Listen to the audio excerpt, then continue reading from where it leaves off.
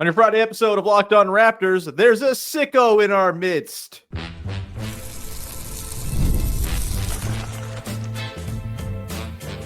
You are Locked On Raptors, your daily Toronto Raptors podcast, part of the Locked On Podcast Network. Your team every day. Hey, what's going on? And welcome to another episode of Locked On Raptors, part of the Locked On Podcast Network, your team every day. It is Friday, April the 25th, and I'm your host, Sean Woodley. I've been covering the Toronto Raptors now for 11 seasons on various platforms. You can find all my work over on Blue Sky. The show's on Instagram, and you can join us in the Locked On Raptors Discord server, which is probably going to come up today. Of course, you can also subscribe to the daily Locked On Raptors newsletter, QR code on the screen if you're watching on YouTube, link in the description of the podcast if you're watching or listening on audio, that is, and it's much appreciated when you support. It's 100% free. You get words from me 5 days a week. It's great. Go do it now. Today's show is brought to you by Game Time. Download the Game Time app, create an account, use the code Locked On NBA for $20 off your first purchase, and we are off and running here on your Friday edition of Locked On Raptors, and we've been teasing it all week. It's time. For those who don't know, we run a fantasy league in the Locked On Raptors Discord, and the prize for winning the fantasy league is joining this here podcast, because it's really easy to get these people to accept a non-cash prize for the league we run. Either way, very excited to welcome in the winner of this year's Locked On Raptors Fantasy League to talk about his fandom, his belief or lack thereof in this current iteration of the Toronto Raptors, and of course, his insane stance on the Luka Doncic trade. It is Joe Devlin, known as Cause in the Discord. Cause, can I call you Cause? I don't even know where the name comes from. I don't know if it's problematic. It could be. It's you. Joe, how are you, man? I'm good, Sean. How you doing this morning? I'm great. Excited to have you on the show so we can get this over with. Look, for those who are not in the Discord, there's a running little playful tete-a-tete between myself and our foremost boomer listener, Joe, who has some takes that I sometimes disagree with. Sometimes we come together on stuff and everyone celebrates it. It's all fun. But yeah, really happy to have you on here, man. First of all, how does it feel to win the Locked On Raptors Listener Fantasy League? It must be the most heavily contested, tight league you take part in, right? I know you're in like 1,400 of them. I think I got 4 of them going, but for the record, not just the fantasy basketball league, also won the NCAA men's bracket. So that doesn't count. You just went chalk. You just picked all the winners. That doesn't count. You didn't have a fun bracket. Therefore, if you won it this year, you're a coward. Yeah. Yeah. No, it's good. I finished in second last year. I got beat out in the finals. So I kind of made it a point to make sure I won this year. And like, this is going to be an ongoing segment. Like, I'm just going to be here year over year over year. So just kind of get used to like these, late April podcasts together. Oh, I think you only get the prize one time, if I'm not mistaken. We'll amend the rules. If you manage to win next year, I guess we'll have you back on. We're going to get into some bigger picture stuff with the Raptors and your sort of fan origin story, but we did just finish up a season that I think you watched like 8 games of based on our conversations in the Discord. I like to razz you for being a guy who doesn't watch the games. I think you watch plenty. What are your sort of overall feelings now that we're a couple weeks out from the Raptors season? We're seeing playoff basketball happen, not involving the Raptors again. Are you hopeful that there's going to be Raptors playoff basketball a year from now? And again, just sort of, where are you feeling with sort of the general trajectory of the team as it stands right now? I mean, I'm cautiously optimistic. I, like most people, was a fan of the Ingram trade. I think what we had to give up to get him was very, very, reasonable. Olynyk Brown in an Indy first for, a guy that could be your go-to guy down the stretch, which is something I think we all agree we kind of sorely need.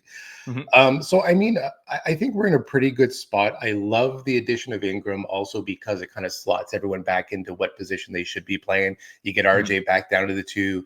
You get Scotty like off that 3-point line, or at least I hope off that 3-point line, and you kind of play to everyone's strengths a little bit better. So, like down the stretch, like, did I watch a whole ton of Raptors basketball in March and April? Like, no, but like, Jesus, who wants to, right? So you Some kind kind of of have sicko to. you are. Come on, man. Yeah, exactly. I mean, I get it. I tell you in the Discord, I'm like, it's your show. You got to watch it. I give you kudos for it, but I'm not interested in 37 minutes of Jared Roden. It's just not doing it for me. So, I am excited to see what next year looks like. I think this year, obviously it was a bit of a regression year when you look at Scotty, a bit of a regression year when you look at RJ. But again, you kind of put into, you look at the big picture of like they were asked to do a little bit more than they would have on a better suited, healthier Raptors team. So, I'm kind of looking at us as a play-in team next year. I'm looking at us eighth. Eighth feels like a good number to me, and you can sneak that last spot, assuming DeMar doesn't bring his daughter to games, in the play-in tourney, and Don't worry, he's on the Kings. It's all good. They won't match up. Yeah. So I am cautiously optimistic. I think we're headed in the right direction, and obviously we've got this draft coming up. If we're able to jump into that top four, then obviously I think that leads a little bit more to higher expectations. But even at 7 and 8, it's another building block with a restocked bench, a restocked group of young guys that can kind of fill the gaps for us. So yeah, I'm pretty happy overall. Yeah, I think when you just sort of look at what the roster was like 16 months ago and compare it to today, it's kind of a whirlwind. Like there's like 4 guys left over, and there's way more like real functional NBA players than there was back when, like they made the OG trade, and it was like, oh, we have 4 good players, and then a bunch of guys just kind of losing their minutes every time they hit the floor. Feels very different than that now. I think cautious optimism, I think, is fair. I think 8th even feels a little bit low for the projection. I think, I don't know. I just think there's a lot of power in having a lot of good players, and I think they're going to have a lot of good players. We'll see who they draft. By the way, do you have any guys in the draft that you're like particularly keen on? So it's funny because last year was like, well, this is a bad draft. And then we get Jacoby at 19. And it's like, oh, like we got a good player at 19 in a bad draft. And then I look at the draft this year, which is a quote unquote good draft. And in my opinion, once you get past those top 4, it's a real, there doesn't seem to be like very many guys that you can kind of plant your flag on and be like, that's going to be a guy. A lot of eye of the beholder stuff, I think, with a lot of these guys. Yeah. And I think in my opinion, we have a lot of guys with a safe floor, with a not so high ceiling, and typically with a top 10 pick, or especially 7 or 8, you're kind of thinking like a guy that could be a starter on a future Raptors team, a guy that maybe could evolve into an all-star player. I don't see that particularly in this draft with the guys that are expected to be there at 7 and 8, but for the purpose of the Raptors team, what we need, I do like the 2 bigs. I don't love them, but I like them. So if either one of those guys there, Queen, you mean? Exactly. And I think that they kind of obviously give you different things. Malawach, gives you a very safe defensive floor, rim runner, solid backline defender, lob threat, shot blocker, rebounder. But I think that's going to be the limit to his game. And Queen, I think, has a very unsafe floor because he could be like a worse Greg Monroe in one universe. But in another universe, maybe he's like an Alperen Sengun. Like, sure. I haven't been able to figure him out yet because he's kind of like a bit of an oddball. But in today's NBA, with the pace of play, with how offensively driven it is, it would be kind of cool to have that kind of guy there, because obviously with Yak, you've got a guy that can't shoot outside of 5 feet and, who does the backline stuff. So I kind of go back and forth between the two. Like, do I want the defensive guy? Do I want the guy that gives you a little more offensive juice and maybe even some creation like Yak does? And then aside from that, Jeremiah Fears is interesting because I think he has a higher ceiling, but like the Trey Johnsons of the world and the Con Knipples and they just feel like more Grady Dicks, more Jacoby Walters, more Ochai Akbajis. I'm just not excited. So if a situation was to arise where we end up at 7 or 8 and maybe the 2 bigs aren't there, like would I hate if we traded that pick for something? Like I'd be completely open to it. So that's kind of where I am with this draft.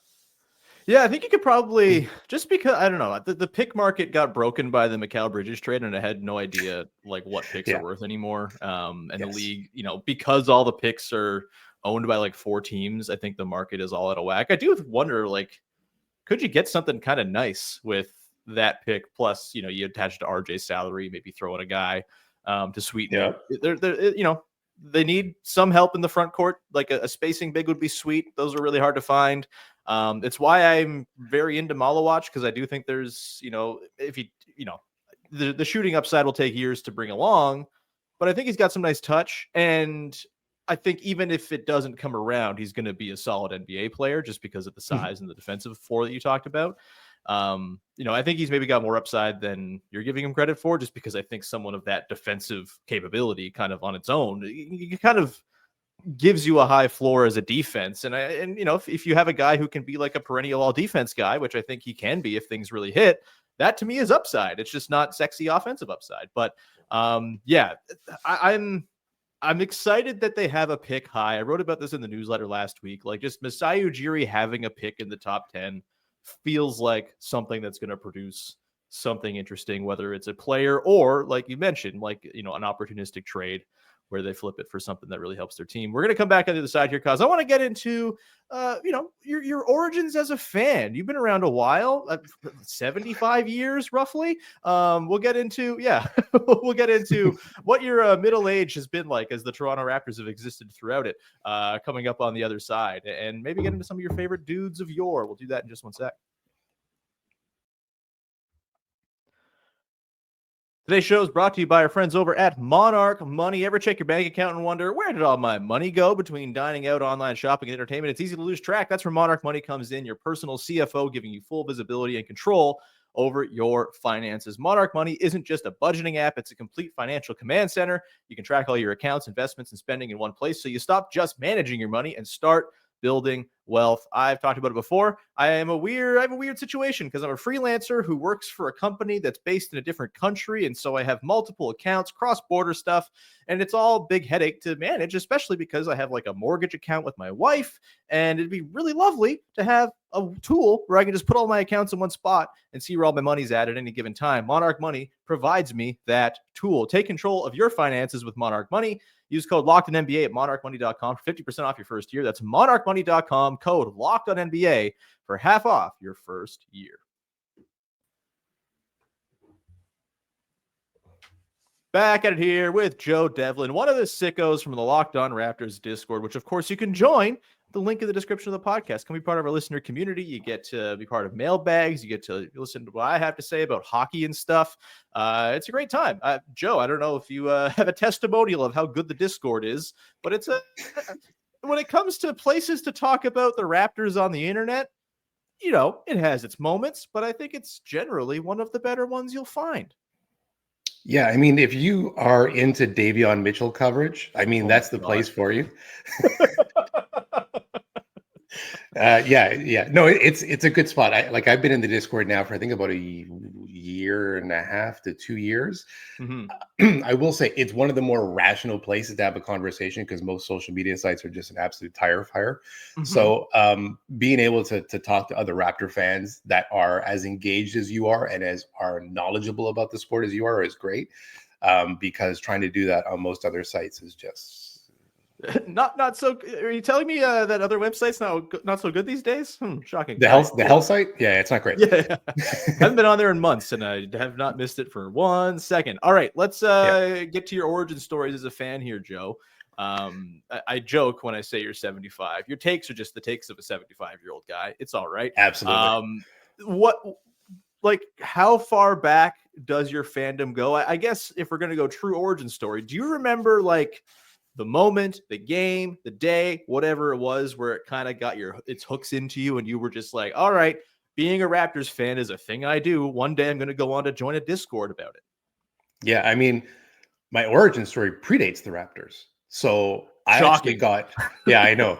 Old person says he's been watching basketball for a long time. George Mikan. Yeah, on the Minneapolis Lakers. No, I got into basketball at the tail end of the first Jordan and Bulls three-peat. So I remember that Bulls Sun series, Barkley, Jordan.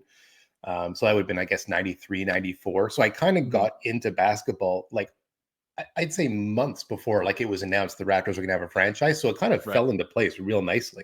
I remember the Toronto Star having polls about what do you want the Toronto Raptors team name to be? And I remember, what did you vote for?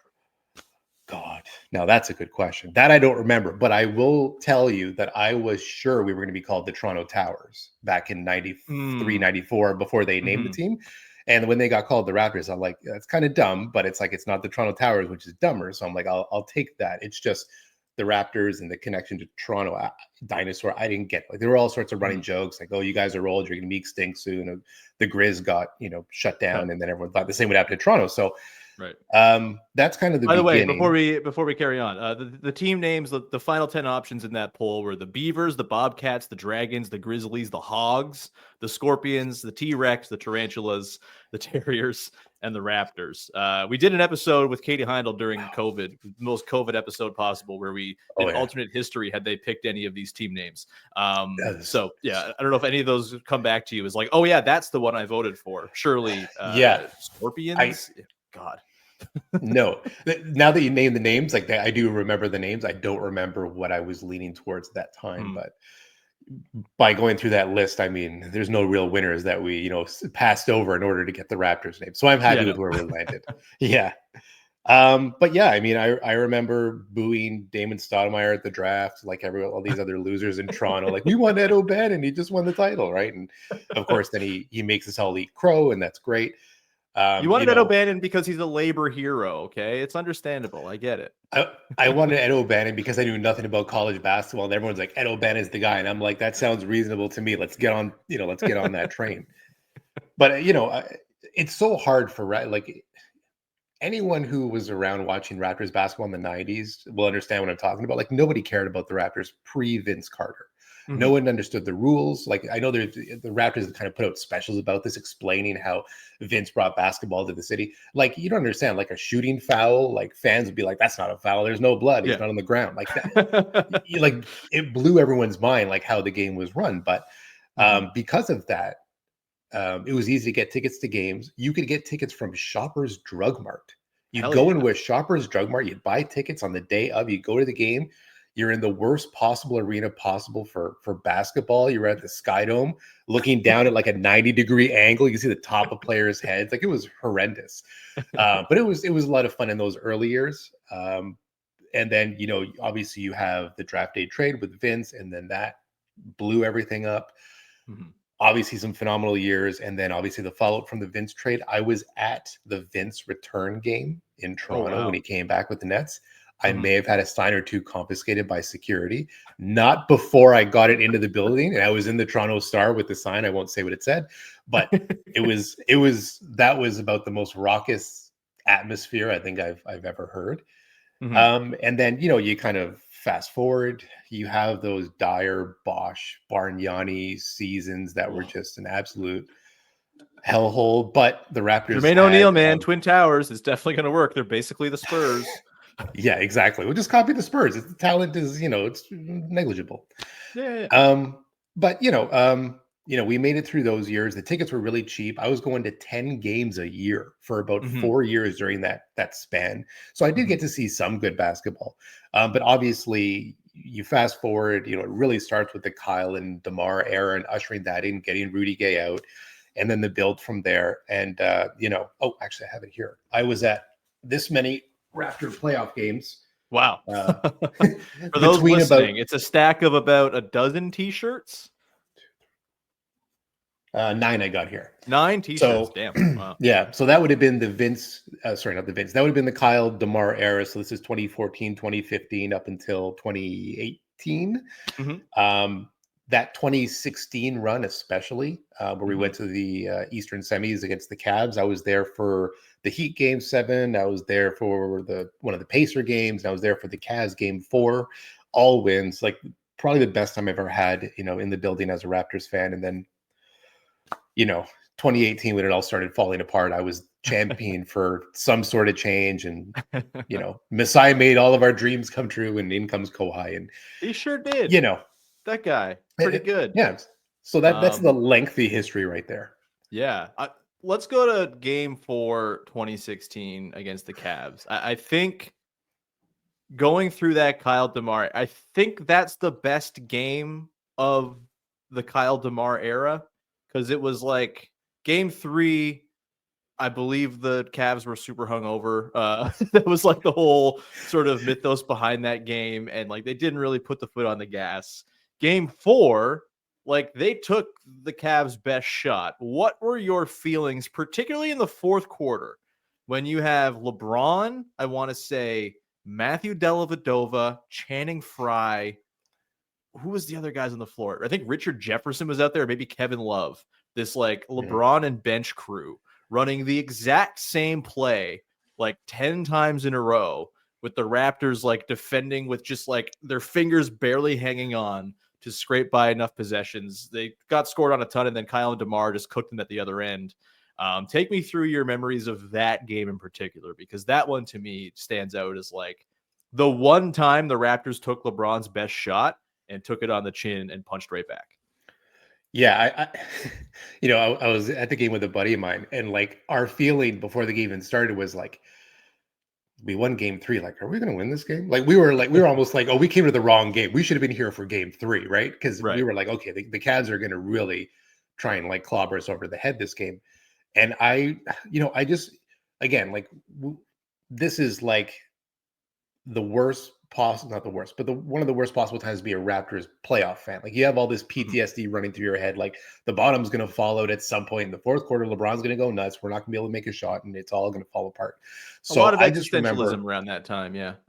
yeah. And obviously it kind of got worse after that, but whatever. But I've never heard the building that loud.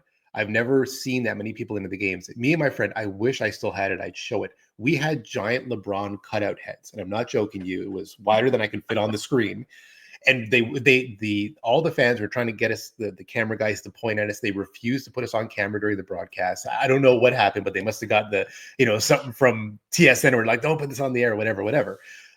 So I went in there honestly with low expectations for a win. Again, just taking into account who the Cavs were, who LeBron is, and what our playoff history was like. So, I don't remember like the specifics, but I remember just being floored. I remember leaving the building almost like in like a daze. And then as we were driving away from the arena, we were sticking out the cardboard LeBron heads out the window. I should have mentioned it was him crying. And then people were like hitting it as we were like, because they were on the sidewalk, just smashing it as we went down the street. So I mean, did you drive by Young and Dundas Tupac that day? The famous guy from Raptors Internet that day? No, I wasn't there for that. This would have been a lot closer to the building. This would have been like Lakeshore and Queens Quay in that area. So the most fun I've ever had in the building. Again, low expectations, and then it was one of those. I'm not going to sound mean. One of the rare Kyle DeMar's, real solid playoff games. Yeah. So that was that game where it all really came together. And the part I'll always remember is after the Raptors lost in Game 6. That's the famous LeBron interview was like, "Can you hear the crowd?" And everyone's chanting and da-da-da. So that really kind of gave us all that momentum, and then obviously it's just train wreck from there. But Game 4 was great. Yeah, I still think, the playoff exits were painful, increasingly so over the years. I still don't know if I've ever had as much fun just like watching basketball as I did from 2014 to 2018 in those regular seasons, man. Just like knowing every night you were going to tune in to watch the Raptors completely stunt on some terrible team. Really, really fun stuff on random January nights. And I just want that again. I just want to be good and have a fun regular season to keep the winter fun, because the seasonal affective disorder has been much worse since they got bad again. We'll come back on the other side here, Cause. Wrap things up. We got to get to the bottom of this Luka thing, and maybe kind of probe around some other terrible takes you've had or do have that maybe you haven't let out into the world yet. We'll do that coming up in just 1 second.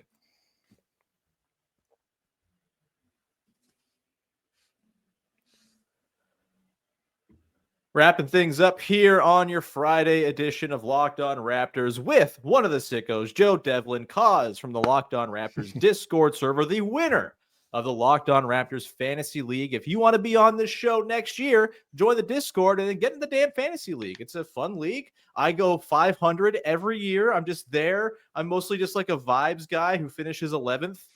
But hey, sometimes I play spoiler, because instead of losing 5-4, I win 5-4 and throw some stuff off. Joe, let's we'll save the Luka thing for a second here. We got to prime people for your level of take, because the Luka thing has been a thing since the deal happened, an ongoing thing going on in the Discord. Let me ask you, what do you think right now would be like your most sort of controversial opinion about this Toronto Raptors team? I didn't really prepare you for this one, but I wanted to hurl it at you and put you on the spot. No, and I mean, I think the Ingram trade is really going to, adjust some of my feelings, because it adds an element to next year that I wasn't taking into consideration a couple months earlier. And obviously these last 2 months have just been whatever. Like, I'm not going to go into like, I guess a couple would be, I'm not sold on us yet as a defensive team. I know we finished with a good defensive rating. When I look at our team, the parts don't make me believe we're that good defensively, and I'm concerned that we're going to be more middle of the pack next year. Sure. But I also think we're better offensively than we finished. So I was really confused when I saw those final end of year numbers, because if you told me we were seventh best defensively, but they finished 15th, they were 7th from January 1 on. That's it. So yeah. And and maybe we'll give Davion Mitchell his flowers again for that one. But offensively, I didn't think we were that bad. I think the schedule this year, and how terrible or how great it was, depending on how you felt, it was on the back end, and our tanking, it just threw all the numbers this year. So I'm kind of like throwing that all out. I don't really believe in any of it. I'm really curious to see what happens. I'm not totally sold on Darko, and you kind of know that. I know Darko was brought in as a vibes guy. I think now with Ingram signing a new deal quickly on the new deal, Scotty's got his max deal going. And, I think he's going to have a real short leash. I get that the players like him. I get that he's kind of like done the whole kumbaya thing. I personally was really hoping he would have hired Jordy Fernandez. Sorry, Udoka number 1, Jordy Fernandez number 2, and then you get Darko below that. I'm not an anti-Darko guy, but with all the firings going on, all the potential talented head coaches that may be available, I'm not saying I don't think they're going to replace him over the summer, but if we start the season like 15-20, 15-22, and it gets into January, like, is it crazy to think he could be relieved even though they got him on that extension for the extra year?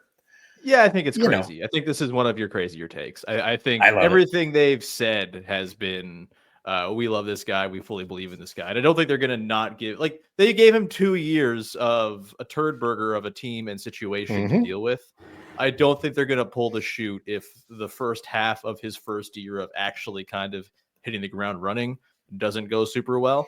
I think he's going to get more rope than that. And I just think the front office in general, like, preaches patience when it comes to coaching. And I think that's a good thing. I think you see these teams that cycle through coaches every couple of years, like, it doesn't tend to work out very well. Like, continuity is important. Building up a sort of an understanding and a trust over time is important. And I just think Darko's done enough on the sort of the intangible side of things.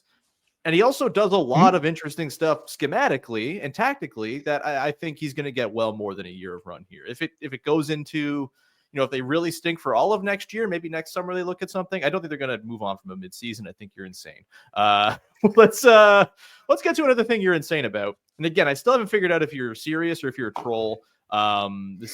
Sometimes things get lost in translation when you're talking on the internet. You think the Luka Doncic trade is good actually for the Mavericks? You think Nico Harrison is smart and was like galaxy braining his way to something intelligent here? Explain yourself, man. All right. So we need to take a step back because. Oh, okay, sure. Yeah, definitely. Let's just take a step back. Walk it all back. I'm not walking it all back. What I'm saying is I have never seen in all of my years, all of my 100 years watching this sport since George Mikan, I have never seen the fan base so upset at a general manager for making a trade before. And I wonder why. Listen, if you live in Dallas, if you are a Dallas fan, I understand why you're upset. If you are a Toronto Raptors fan, I do not understand why this bothers you at all. I love loose cannons. That's what I love. And Nico Harrison is an absolute loose cannon. Would I want him running the Raptors? Hell no. But do I love having a Nico Harrison out there? Do I love maybe having 2 or 3 Nico Harrisons out there as general managers for other teams where you're going to make some super oddball trade? Like he's given us the best storyline we've had in 20, 30 years. Like when has there ever been something that's been as like discussed as this deal? So from a pure content, from a pure like fascination standpoint, I absolutely love it. I love the chaos of this situation. I think it is incredible for the sport. And if you're a Luka fan, he's in LA. He's not in Milwaukee. He's not in Utah. He's not in New Orleans. Thank God he's not in New Orleans. He's in a phenomenal landing spot. He gets the handoff from LeBron. He's going to be the guy to lead the team. Pelinka's never going to deal him, and he's going to be able to live out the rest of his career as a Laker. Like, it's the best possible outcome, I would say, for him outside of staying in Dallas long term. And also, let's be honest, the president signed off on it. It happened, right? We just all got to get over it. Now, if you want to discuss how good of a trade it was for Dallas, all that I will say is that I agree with what Nico said about what it takes to build the championship team. I don't disagree with that. I'm always a defense-first guy. If you take away the Luka trade, right, I thought the Gafford deal was great. I think that them having a larger team with Lively, obviously Anthony Davis, you've got Najee Marshall, you've got a lot of really good pieces there. And I would say if they were healthy, and of course the downfall in the Anthony Davis trade is like, will he be healthy? But if they're healthy, I think that that's a championship contending team. Now, this is where you lose me. They are. If you got Kyrie Irving and you've got Anthony Davis and you've got Najee Marshall and you've got Derek Lively, you just said Najee Marshall as the third guy on a championship contender. Don't forget PJ Washington. Don't forget PJ Washington. Cool. Again, all Luka merchants now that don't have Luka to be merchants of. Like it's. Here's the thing. They have one guy who can dribble. One guy who can dribble. Absolutely. He's out. Yeah. But even when you have that one guy available, you need more than one guy who can dribble to win anything in the playoffs. You telling me the Mavericks up against the Clippers or the Nuggets are getting through in a series? You're out of your damn mind. Here's what I will say, and this is why you need to like really take a step back. All the negative press, all the focus, like Nico's job is on the line. He could be fired tomorrow, right? No one would say boo, right? He has painted himself into a corner, right? Again, not a trade I would have done. I love the trade because of the chaos, but he's painted himself into a corner. So he's going to make other moves. And what chaotic moves are those going to be? I have no idea, but I am so excited to find out what he's going to do next because he has to win now. This is a race against time. Can he win a title before Luka? That's all this is coming down to in his mind. It's the only way that he can try and win back some fans in Dallas. And I do agree with some of the things he said about Luka. Luka is, for as great as he is offensively, and don't get me wrong, he is one of the best offensive players in the league. He is an absolute went to the finals pylon. with him. They just went to the finals with him being a pylon. Come on, he was man. a pylon. Again, they made it to the finals. Who cares? They made it to the finals. Do I think that Mavs team beats the Thunder? Do I think that they even beat the Clippers, right, with a healthy Kawhi? Like the West is so good that just because they got to the finals that year, I don't think it's crazy to think that because of some of the negative aspects of his game, that it's a lock. Again, that they're going to be going there year over year over year. I think that's not even the point, though. It's you have 10 years of any one of these years, he can drag you to the finals and potentially win you one just by being him, even if he's kind of rotund. Right. And that's why I said I didn't want him to go to New Orleans. That's a little Zion joke. Fair enough. But what I'm saying is, if you're going to deal Luka, if you're like, I don't believe in this guy, I think he's going to be too much of a negative on the defensive end, I wouldn't trade him for 31-year-old Anthony Davis, right? I'd be dealing him for like a Scotty Barnes or a Giannis or a whatever. And, there were stories that came out that he did kind of like kick around the Giannis tires, and he did kick around maybe another tire or two. I don't love that he has boxed himself into such a small window to win, but I I love his absolute sicko attitude. I just can't get over like how like deep of a hole he's dug himself, and he's just saying like, no, we're gonna hang our hat on defense. We're gonna get size. They're gonna figure out some sort of offensive, backup to Kyrie because he's gonna miss the first half of next year. So like, if you are another team in the NBA, like Toronto included, like you've got to start kicking the tires on the Mavs next season, because how Yeah. good would a Lively or a Gafford look in Toronto as the backup center, right? Totally. So you lost me entirely on like the basketball argument of the trade. That's fine. You're free to think what you want to think. You totally have me on the it's good when the NBA has dum-dums making decisions. There was a stretch there where too many teams were smart and everyone was the same Yale educated numbers guy and everyone did it by the book and did it the same way. I think we're now entering an era where owners are getting a little emboldened. And so that's leading to ownership overstep and hiring yes men who will say yes to all of their whims, which means dumb guy stuff is going to happen. And that I'm fully on board with. I think, yeah, if you can have like a half dozen teams that are the league idiots, like that's great. That makes trades more fun. It's great for the content and all of that. And I agree that Nico Harrison should be doing a press conference every single day. To say more words, because I cannot believe the words that keep coming out of his mouth. Shout out to our pals Isaac and Nick from Locked On Mavericks, who asked a couple banger questions at the rest of this week. Man, it's remarkable stuff. But yeah, Nico Harrison. They got everyone on TV saying, stop giving him interviews, stop giving him interviews. And I'm like, no. We're giving Kendrick Perkins airtime. We're giving Stephen A. Smith airtime. You got to give Nico all the airtime he wants. Put him on TV. everything. Yeah. Hell yeah. 100%. Joe, this was a lot of fun, man. Listeners, this is the kind of crap you'll find in the Locked On Raptors Discord. I joke, of course. You're a wonderful member of the listener community. Really appreciate you hopping on the pod, pal. Do you have anything to plug? I don't know. I usually ask that to people, but I guess it's just bad takes in the Discord, huh? Yeah, mostly just bad takes. Let's all hold our prayer hands together that we could jump up to top 4 in the draft. And let's also hold our prayer hands together that Brandon Ingram has 2 functioning ankles next season, because that's kind of important. Hell yeah. Yeah, sure is. Thanks for coming on, pal. Great to have you. No problem. Hopefully we're not talking a year from now after the next you will be fantasy basketball season. The listeners, thank you so much for rocking with the show. Follow, subscribe, rate, review, QR code on the screen. Go for the newsletter if you want to go subscribe. Link in the description of the podcast. If you want to do that as well, you can also come to the Discord, which great, like we talked about. Lots of plugs for the Discord today. It's a lovely thing. Come hang out. We'd love to see you. And with that, we will leave it there. We'll talk to you again on Monday. Another episode of Locked On Raptors. Thanks for hanging. Bye-bye. Oh, damn.